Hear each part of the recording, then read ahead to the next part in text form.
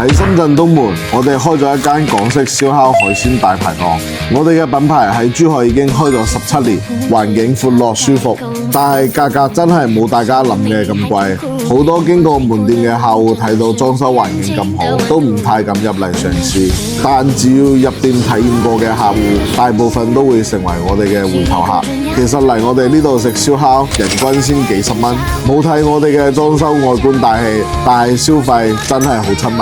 裝修係為咗俾客戶帶嚟更好嘅用餐體驗，而唔係將裝修嘅成本轉嫁到菜品價格度。從食材嘅甄選、烹飪到店嘅服務運營，每一個環節我都嚴格把控。而且店入邊嘅食材都係非常新鮮嘅，就係為咗讓我嘅客戶食得放心。我打心底唔中意嗰啲暴利嘅行業，就係想踏踏實實做長久嘅生意。我希望貼友能夠被更多顧客中意，下一次經過唔再猶豫，歡迎進店品嚐。